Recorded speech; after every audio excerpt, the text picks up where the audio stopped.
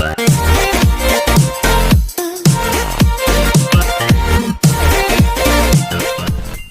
Students, maths by MP ની lecture સિરીઝમાં આપનું સ્વાગત છે।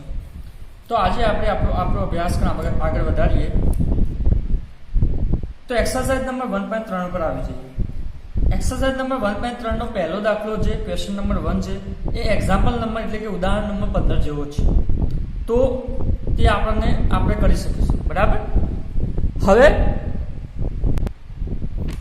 તો એક્ઝામ્પલ નંબર 2 ઉપર આવી જઈએ। क्वेश्चन नंबर 2 पर तो धारो के विधेयो f g અને h r થી r પરના ત્રણ વિધેયો આપેલા છે, તો આપણે સાબિત શું કરવા છે? f + goh = foh અને f * goh બરાબર foh * goh।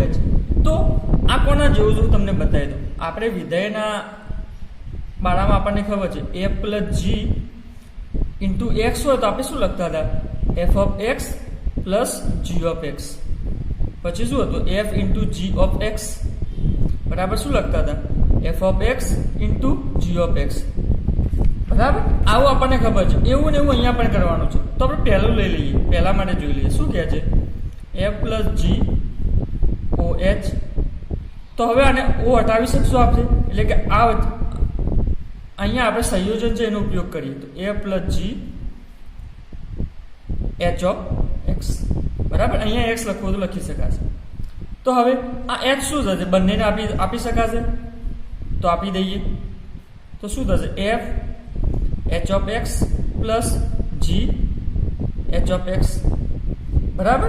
હવે તમને ખબર છે આ શું કહેવાય? foh જ કહેવાય, કારણ કે આપણે જો આ કૌંસ દૂર કરીએ તો વચ્ચે o લખી શકાશે, પ્લસ અહીંયા શું વધશે? goh। તો આપણે જે સાબિત કરવાનું જે સાબિત થઈ। હવે બીજા પર આવી જઈએ। બીજું શું કહે છે કે f * g into x, sorry o into h। तो f into g o ની જગ્યાએ હું h of x લખી દઉં, બરાબર।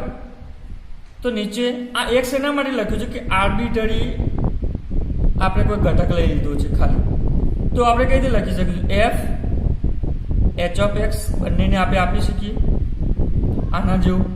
તમે જો x બંનેને આપ્યો ને એવી રીતે આને પણ આપી શકીએ, તો આપી શકીએ। પછી આ એવું ને એવું, પછી શું આવશે? g h of x। તો આ શું છે? આપણને ખબર છે foh into goh। તો આપણે આ સાબિત કરી લઈએ। હવે આવી જઈએ આપણે એક્ઝામ્પલ નંબર 3 પર। તો અહીંયા ગોફ અને ફોગ શોધવાનું કહે છે। આવા દાખલા આપણે આગળ પણ કર્યા છે। એમાં ક્વેશ્ચન નંબર 3 માં જો બે પાર્ટ છે, એક અને બીજો, તો પહેલો ક્વેશ્ચનનો એનો જે પાર્ટનો પહેલો છે હું કરી દઉં છું। તો અહીંયા શું કહે છે? ગોફ શોધવાનું। તો આપણે ગોફ શોધી લઈએ પહેલા। ગોફ ઓફ x બરાબર g of f of x, બરાબર। તો f of x ની વેલ્યુ શું છે? અહીંયા આપેલી જ છે mod x, એટલે કે માનાંકમાં x। હવે g of x ની વેલ્યુ શું? g ફંક્શન આપણે એપ્લાય કરવું પડે, g વિધેય। તો g of x ની વેલ્યુ શું છે? પહેલા 5 વડે ગુણાકાર કરવાનો, પછી -2 કરવાના અને આખાને માનાંક આપી દેવાનો। તો એવું જ કરીએ, પહેલે 5 વડે આપણે ગુણાકાર કરીએ, પછી -2 કરીએ અને આખાને માનાંક આપી દઈએ। તો આ શું આવી ગયું? ગોફ આવી ગયું। હવે આપણે શું શોધવાનું રહેશે? ફોગ। તો ફોગ માટે f o g of x। તો પહેલા g of x લખવું પડશે। g of x શું આપેલું છે? ઉપર ડાયરેક્ટ આપેલું જ છે 5x - 2, બરાબર। હવે f વિધેય શું કહે છે? જે f ના પેટમાં છે એને ખાલી માનાંક જ આપવાનો છે, એટલે કે આને ખાલી માનાંક જ આપવાનો છે। એટલે શું કરવાનું છે? fx આ 5x - 2 આ તો છે, એને ખાલી માનાંક જ આપી દેવાનું છે। હવે તમને ખબર છે આ બે માનાંક છે, બે માનાંક લખો એના કરતાં એક માનાંક લખો સારું, 5x - 2, કારણ કે આપણને ખબર છે માનાંકમાં કદાચ -2 હોય તો એની વેલ્યુ શું આવે? 2 જ આવે। હવે બે વખત માનાંક કરીએ તો પણ એની વેલ્યુ શું આવશે? 2 જ આવવાની છે, એટલે કોઈ મતલબ નથી, એટલે મેં એક વખત લખી દીધો। આપણે ફોગ અને ગોફ શોધી લીધું, બીજું તમે શોધી લેજો, બરાબર। હવે આપણે આવી જઈએ ક્વેશ્ચન નંબર 4 ઉપર। ક્વેશ્ચન નંબર 4 શું કહે છે કે જો fx બરાબર 4x + 3 upon 6x - 4 છે, તો બધા જ x is not equal to 2/3 માટે સાબિત કરો કે ફોગ બરાબર x અને f નું પ્રતિવિધિ શું છે એ આપણે શોધવાનું છે, બરાબર। તો ઇન શોર્ટ આપણે શોધવાનું છે fof x શોધવાનું છે, બરાબર। તો આપણે એ જ શોધીએ. આપણું વિધેય f અહીંયા આપેલું છે, તો f ઓફ x શોધીએ તો શું થશે? તમે જોઈ શકો છો f ઓફ x. તો f ઓફ x પહેલા લખી દીધું. શું આવશે અહીંયા અંદર આપેલું છે, બરાબર. હવે આપણે આવી જઈએ બીજું વિધેય કયું આપણે લાગુ કરવાનું છે? એ પણ f જ છે. f શું કહે છે કે જે x f ના પેટમાં છે એને પહેલા 4 વડે મલ્ટીપ્લાય કરો, એટલે કે ગુણાકાર કરો, એમાં 3 ઉમેરો, પછી ભાગાકારમાં શું કરો? 6 વડે ગુણાકાર કરો અને -4 કરો. તો આપણે એવું જ કર્યું. જુઓ, જે f ના પેટમાં છે પહેલા 4 વડે ગુણાકાર કર્યો, 3 ઉમેરા, 6 વડે ગુણાકાર કર્યો, 4 ઉમેરા, 4 માઇનસ કર્યો, બરાબર. તમે આનું સાદું રૂપ આપશો એટલે શું થશે? અહીંયા જતું રહેશે, અહીંયા જતું રહેશે, અને નીચે વાળું છે એ બધીને કટ થઈ જશે, એટલે કે આ જવાબ આવશે, આ જવાબ આવશે. હવે તમે જોઈ શકો છો આ તો કટ થઈ જશે, પછી ઉપર -12 +12 કટ થઈ જશે, અહીંયા 24x -24x કટ થઈ જશે, એટલે શું વધશે? 18x + 16x, એટલે કે 34x વધશે, અને નીચે 34 વધશે. આ 34 કટ થઈ જશે, તો x વધશે. તો તમે અહીં જોઈ શકો છો શું આવ્યું? f ઓફ x બરાબર x આવ્યું.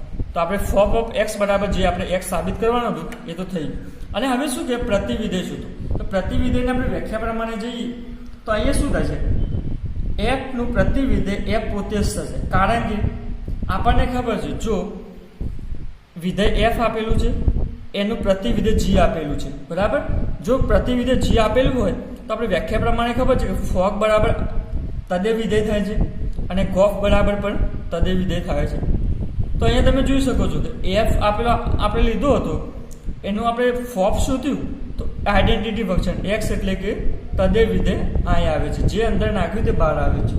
તો આનો મતલબ શું થયો કે તદે વિધેય ક્યારે આવે? જ્યારે એનું એના સાથે જ પ્રતિવિધેય હોય. તો અહીંયા કહી શકાય છે, કારણ કે અહીં સ્પષ્ટ જોઈ શકાય છે કે ફોપ ઓફ x બરાબર આઈડેન્ટિટી એટલે કે I આવે છે, એટલે કે તદે વિધેય આવે છે = x આવે છે.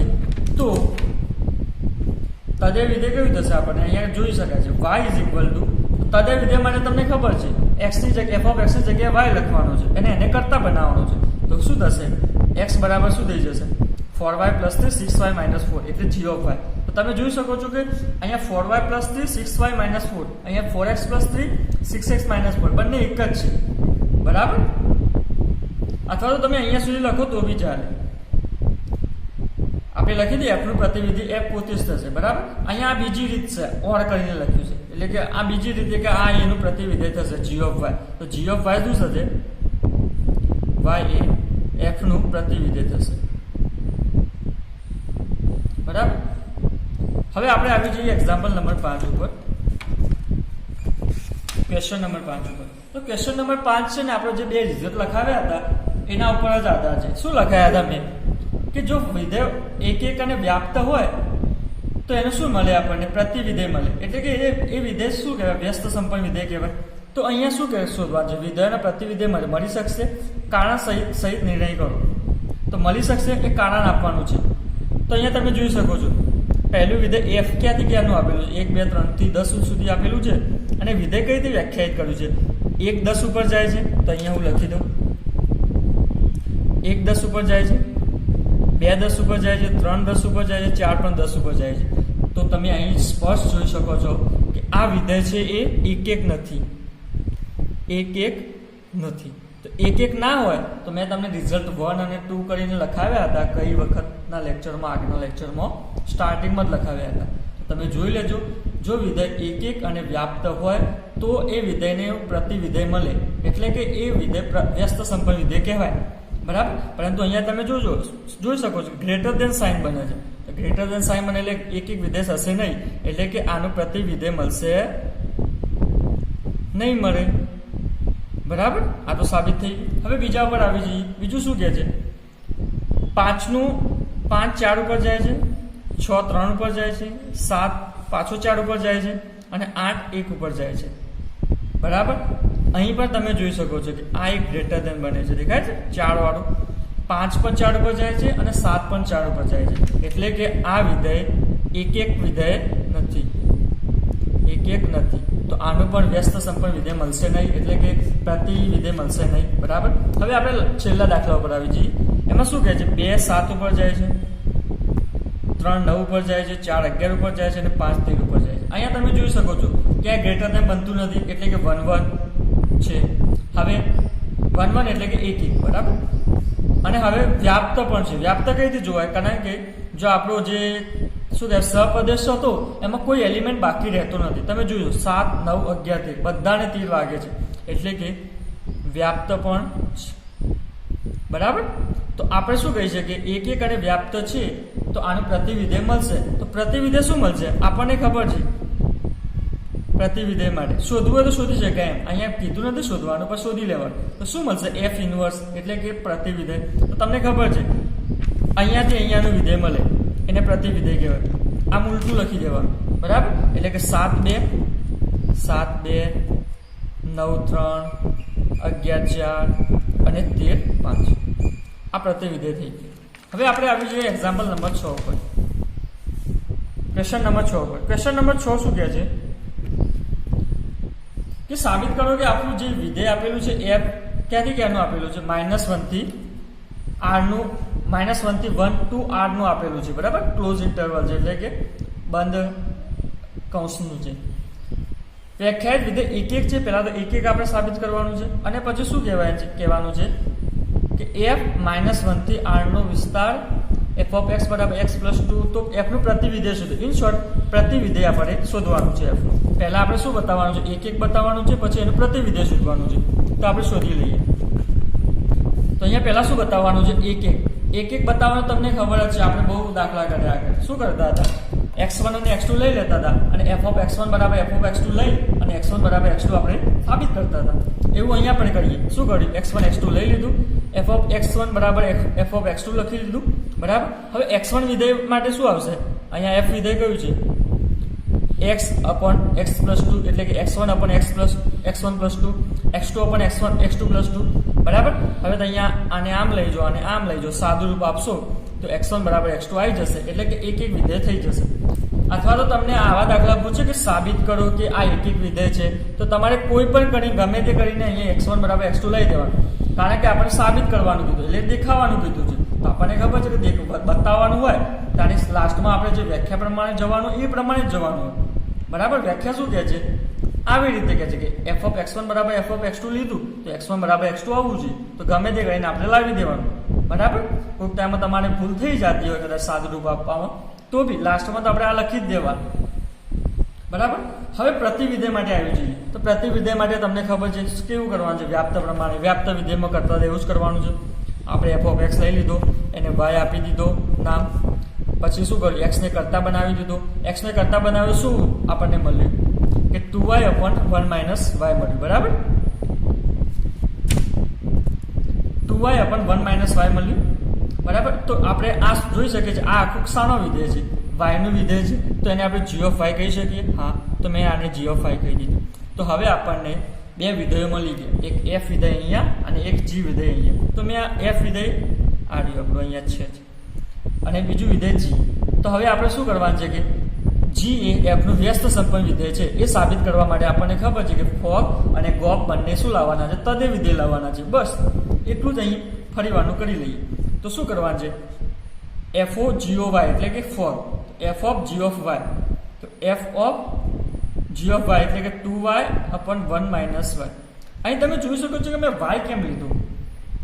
તો y એટલા માટે લીધો, x લો તો બી ચાલે પણ y લો તો સારું રહેશે. કારણ કે અહીં g અહીંયા પહેલું વિધેય કયું છે? g છે. તો g આપણું વિધેય શામાં લીધું છે? y ના ફોર્મમાં લીધું, એટલે મેં y લીધું.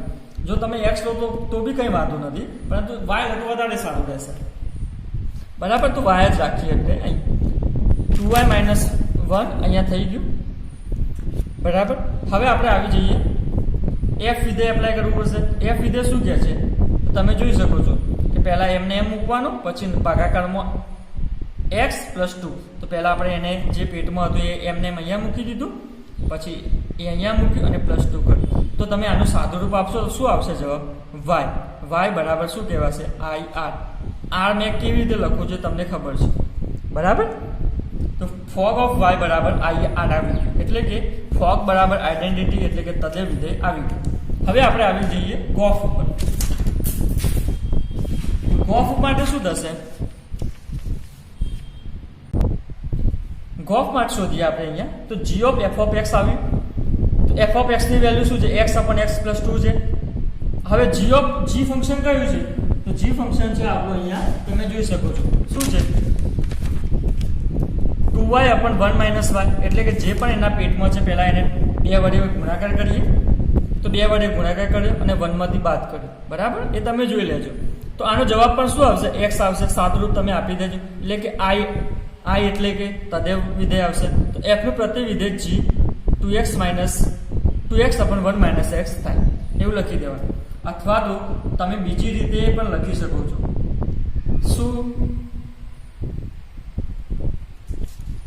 શું લખી શકો છો? તો આપણે એના માટે છે ને જે મેં અહીંયા ડાયરેક્ટ કર્યું છે કે f એ એક અને વ્યાપ્ત વિધેય છે, તેથી f નું પ્રતિવિધેય અસ્તિત્વ ધરાવે છે. અને આપણને ખબર છે f નું પ્રતિવિધેય શું હોય છે? જે વ્યાપ્ત વિધેય આપણને જે મળે છે y બરાબર એ જ હોય છે. તો એ મેં અહીંયા લખ્યું છે, પરંતુ અહીંયા મેં એક વિધેય આપણે સાબિત કર્યું છે. વ્યાપ્ત વિધેય સાબિત નથી કર્યું, પરંતુ તમે કરી શકો છો, કરી અને આવું નીચે લખી શકો છો. પરંતુ એના કરતાં સારો જવાબ આરો રહેશે, કારણ કે જો 6 માર્ક્સમાં આપણને કદાચ આ ક્વેશ્ચન પૂછશે 6 માર્ક્સમાં, તો આપણે આટલું બધું વધારે લખવું પડશે. જો તમે આવું ટૂંકામાં લખી દેશો 6 માર્ક્સ નહીં મળે. જો 4 માર્ક્સનો આ પ્રશ્ન ક્વેશ્ચન પૂછે તો લખો તો ચાલે, પણ 6 માર્ક્સમાં તો નહીં જ ચાલે. બરાબર, તો તમે આ જ રીત ફોલો કરજો. હવે આપણે આવી જઈએ ક્વેશ્ચન નંબર 7 ઉપર. 7માં શું કહે છે કે ધારો કે r થી r નું ફંક્શન આપેલું છે, વિધેય આપેલું છે, f of x બરાબર 4x plus 3 આપેલું છે. તમે અહીંયા જે 4x plus 3 છે એ આપણું ઉદાહરણ નંબર 23 તમે જોઈ શકો છો. બરાબર, એ જ છે. તો શું કહે છે? સાબિત કરો કે f એ વ્યસ્ત સંપન્ન છે અને વિધેય f નું પ્રતિવિધેય શોધો. હવે હું તમને કહી દઉં કે જે આપણું એક્ઝામ્પલ નંબર 23 આપેલું છે એમાં શું સાબિત કર્યું છે. જો અહીં તમે જોઈ શકો છો f of x બરાબર 4x plus થોડા વ્યાખ્યાયિત વિધેય છે. બરાબર, તો આપણે સાબિત એટલે શું કરવાનું છે? અહીંયા જો પ્રતિવિધેય શોધો અને શું કરો? સાબિત કરો કે વ્યસ્ત સંપન્ન વિધેય છે અને આ વિધેયનું પ્રતિવિધેય શોધો. તો અહીંયા જે આપણને એક્સરસાઇઝમાં આપેલું એવું ને એવું અહીંયા આપેલું છે, પરંતુ અહીંયા જે સાબિત કર્યું છે એ શું કર્યું છે? તો તમે જોઈ લેજો કે આપણને પ્રતિવિધેય સાબિત કર્યું છે, એટલે કે પ્રતિવિધેય શોધી લીધું છે. આપણને જો પ્રતિવિધેય અહીંયા મળે છે તમે જોઈ શકો છો. તમને કન્ફ્યુઝન ના થાય એના માટે હું બતાવું છું. તો પ્રતિવિધેય અહીંયા મળે છે. શું મળે છે? y-3/4, એટલે કે આમને ડાયરેક્ટ પછી શું લખી દીધું છે? આ દર્શાવ્યું છે કે ગોખ બરાબર in અને ફોક બરાબર in. એનો અર્થ એ છે કે f એ વ્યસ્ત સંપન્ન વિધેય છે અને g એ f નું પ્રતિવિધેય છે. એટલે કે આમને પ્રતિવિધેય શોધી દીધું. તો આપણને ખબર છે કે કયા વિધેયનો આપણને પ્રતિવિધેય મળે. તો એવા વિધેયનો આપણને પ્રતિવિધેય મળે કે જે વિધેય વ્યસ્ત સંપન્ન વિધેય, એટલે કે આપણે પેલા પ્રતિવિધેય શોધી દીધું અને પછી કહી દીધું કે વ્યસ્ત સંપન્ન વિધેય છે. આવું પણ ચાલે, પણ આવું 4 માર્ક્સમાં ચાલે, 6 માર્ક્સમાં નહીં ચાલે. કારણ કે 6 માર્ક્સમાં લખવા માટે તમારે પહેલા લખવું પડશે કે f એ વ્યસ્ત સંપન્ન વિધેય છે બતાવવું પડશે. અહીંયા એમને ડાયરેક્ટ લખી દીધું છે ઉદાહરણ નંબર 23માં, એ તો નહીં જ ચાલે. બરાબર, તો અહીંયા આપણે વ્યસ્ત સંપન્ન વિધેય બતાવવા માટે આપણને રિઝલ્ટ યાદ હતું, તમને ખબર છે કે એક અને વ્યાપ્ત હોય તો વ્યસ્ત સંપન્ન થાય. તો બસ આપણે અહીંયા એક અને વ્યાપ્ત જ બતાવવાનું છે. તો પહેલા એક માટે કર્યું, f of x1 બરાબર f of x2 કર્યું. બરાબર, આ લખ્યું 3 કટ થઈ ગયા, પછી 4 કટ થઈ જશે, એટલે x1 બરાબર x2 થઈ જશે. એટલે એક વિધેય તો થઈ જશે. અને આપણે અહીંયા સાબિત કરવાનું છે એટલે સારી વાત રહેશે. બરાબર, પછી વ્યાપ્ત માટે શું લખી દેવાનું? y બરાબર f of x is equal to 4x plus 3. તો x બરાબર આ આવી જશે. તો આપણને ખબર વ્યાપ્ત વિધેય માટે કે પ્રત્યેક y belongs to rf માટે y minus 3 belongs to r મળશે, કે જેથી f of y minus 3/4 is equal to y થાય. એટલે કે આ વ્યાપ્ત વિધેય થશે. તો અહીંયા શું થઈ ગયું? f એ એક અને વ્યાપ્ત વિધેય હોવાથી f એ વ્યસ્ત સંપન્ન વિધેય થશે. બરાબર, હવે વ્યસ્ત સંપન્ન વિધેય સુધી તો આપણે પ્રૂફ કરી દીધું, એટલે કે અહીંયા સુધી પ્રૂફ કરી દીધું. હવે શું શોધવાનું છે? f નું પ્રતિવિધેય શોધવાનું છે. તો f નું પ્રતિવિધેય શોધવા માટે તમે ઉદાહરણ નંબર 23 પણ લખી શકો છો. બરાબર, ઉદાહરણ નંબર 23 પણ લખી શકો છો. તો આ થોડું લાંબુ થઈ જશે, એટલે કે 6 માર્ક્સમાં તમારે સારું રહેશે. પરંતુ તમે જો બીજી રીતે લખવું હોય આ પણ લખી શકો છો. એટલે કે અહીંયા આપણને શું મળ્યું છે? f એ એક અને વ્યાપ્ત વિધેય આપણને ખબર છે હોવાથી f નું પ્રતિવિધેય અસ્તિત્વ ધરાવે એ પણ આપણને ખબર છે. બરાબર, પ્રતિવિધેય જો અસ્તિત્વ ધરાવે છે અને આપણને ખબર છે કે પ્રતિવિધેય શું હોય છે? જે આપણનું જે વ્યાપ્ત વિધેય શોધીએ છે એમાં જે આપણે x બરાબર લખીએ છીએ એ જ આપણું પ્રતિવિધેય હોય છે. તો મેં એ જ લખી દીધું. તો પ્રતિવિધેય શું થશે? f ઇન્વર્સ x બરાબર x માઇનસ 3/4. અહીંયા y ના ફોર્મમાં છે, મેં x ના ફોર્મમાં લખ્યું, એમાં કંઈ ફરક પડતો નથી. બરાબર? તો આવી રીતે પણ તમે લખી શકો છો. હવે આપણે આવી જઈએ 8મા નંબરના દાખલા ઉપર. તો 8મા નંબરનો દાખલો શું કહે છે કે r પ્લસ થી 4 થી ઇન્ફિનિટી ઉપરનું આપણું વિધેય આપેલું છે. બરાબર? બંધ કૌંસમાં f ઓફ x બરાબર x² પ્લસ 4 આપેલું છે. તો સાબિત કરો કે વ્યસ્ત સંપન્ન વિધેય છે અને f નું પ્રતિવિધેય f ઇન્વર્સ એ f ઇન્વર્સ y બરાબર, એટલે કે આ એનું ઇન્વર્સ છે. તો પહેલા આપણે શું કરવાનું છે? વ્યસ્ત સંબંધ માટે શું કરવું પડશે? એક અને વ્યાપ્ત કરવું જ પડશે. તો આપણે લઈ લીધું x1 x2, અહીંયા તમે જોઈ શકો. હવે તમે જોશો અહીંયા તો આ 4 ઉડી જશે, પછી x1 બરાબર પ્લસ ઓર માઇનસ x2 આવશે, કારણ કે વર્ગમૂળ લેશું તો પ્લસ ઓર માઇનસ આવશે. પરંતુ આપણે ખાલી માઇનસ વાળું કટ કરી નાખશું, કારણ કે જે આપણું જે પ્રદેશ આપેલો છે શું છે? r પ્લસ છે, એટલે કે બધા જ નંબર ધન પૂર્ણાંક લેવાના છે. એટલે x1 બરાબર x2 થઈ જશે.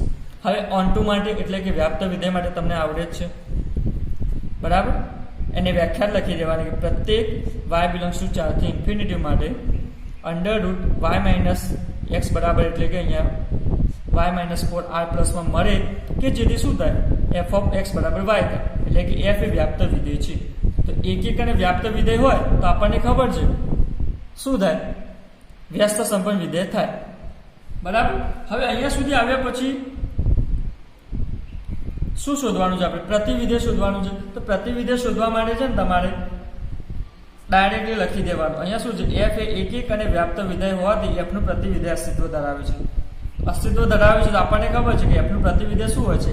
જે આપણે વ્યાપ્ત વિધેયમાં જે શોધીએ છીએ, એટલે કે x બરાબર એ જ હોય છે. તો f ઇન્વર્સ x બરાબર અંડર રૂટ x માઇનસ 4 લખી દેવાનું. મેં અહીંયા x ના ફોર્મમાં લખ્યું છે, તો તમે x ના ફોર્મમાં લખી દેજો. બરાબર?